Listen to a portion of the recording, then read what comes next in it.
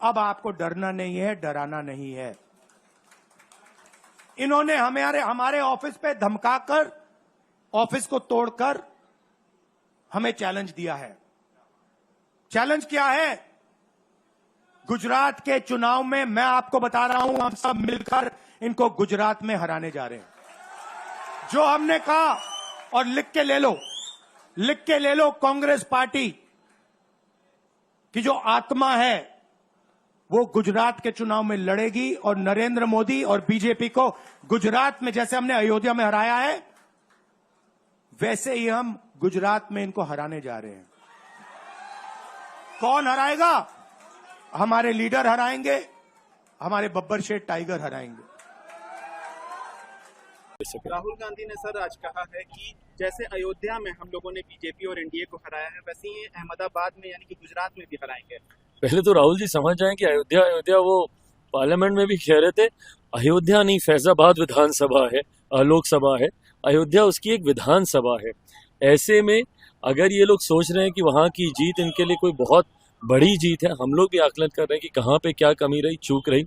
इसके बाद उससे सीखते हुए जहां हम लोग मजबूती से आगे बढ़ेंगे, वहीं इन लोगों का ये अहंकार, दहाई का आंकड़ा आप लोग पार नहीं कर पाए, 100+ आप लोग कर नहीं पाए, उसके बाद इतना अहंकार कि हम लोग ये दिखाएंगे वो दिखाएंगे, मुझे नहीं लगता ये लंबे समय तक टिकने वाला है। आने वाले दिनों में कई राज्यों में भी चुनाव है, अपने आप परिणाम बताएंगे कि एनडीए कितनी मजबूत है। तेजस्वी यादव ने आज विधानसभा चुनाव में 32 सीटें ऐसी थी जो आप कभी नहीं हारे थे सन 47 से आज तक, उसमें से आप आधी सीटें हार गए और उसमें और किसी ने नहीं, इस इंडी गठबंधन सहयोगी ने ही आपकी सबसे ज्यादा वोट प्रतिशत खाया है। इसलिए यथार्थ पे बात करिए और धार्मिक विषयों के ऊपर संवेदना से बात करिए, सम्मान और गरिमा से बात करिए, उच्छृंखलता से बात न करिए। जिस प्रकार से वो ईश्वर के संदर्भ में बात करते हैं, मैं उनसे कहना चाहूंगा, यदि आप अपने को शिव भक्त कहते हैं तो भगवान शंकर ने भी भगवान राम की स्तुति में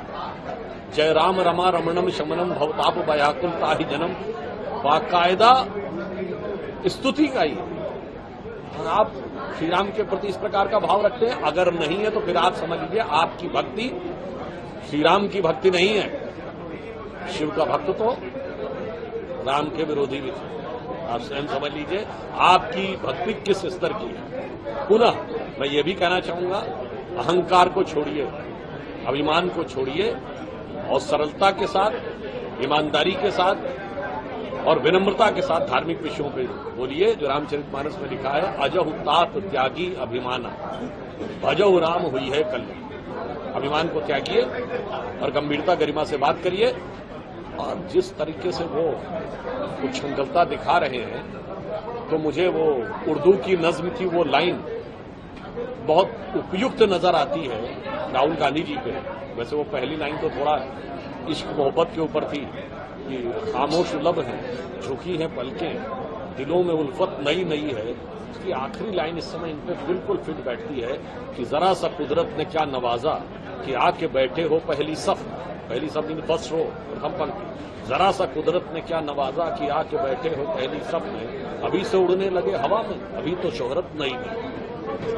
सर, राहुल गांधी कह रहे हैं कि संसद में लोको पायलट का मुद्दा उठाएंगे, लोको पायलट्स का मुद्दा उठाएंगे। गर्मी में वो लोग काम करते हैं, उनको सुविधाएं, बेसिक सुविधाएं तक नहीं मिल पा रही है मोदी सरकार की लीडरशिप में।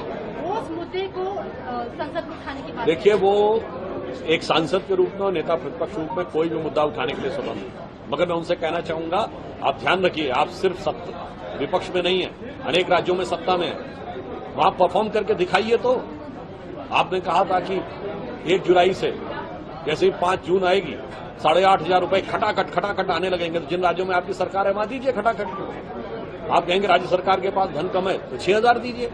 जैसे हम लोग जब विपक्ष में थे तो हम सिर्फ व्यर्थ का वितंडावाद नहीं बनाते, गुजरात मॉडल करके दिखाया था। मध्य प्रदेश ने दिखाया था कि जब हमारी सरकार आई बीजेपी की सरकार, तो 2.5% 3% कृषि विकास दर थी, उसे 18-19% बना के दिखाया था। कांग्रेस की सरकार के समय में लगातार 20 सूत्रीय कार्यक्रम में 2008-9 तक गुजरात को बेस्ट परफॉर्मिंग स्टेट का अवार्ड मिलता था, जो 2009-10 के बाद बंद कर दिया। मध्य प्रदेश ने लगातार कृषि कर्मण पुरस्कार प्राप्त किया। छत्तीसगढ़ ने नक्सली समस्या पर नियंत्रण करके दिखाया था। कर्नाटक ने 0% रेट ऑफ इंटरेस्ट पे पहले साल के लिए किसानों को ऋण देकर दिखाया था।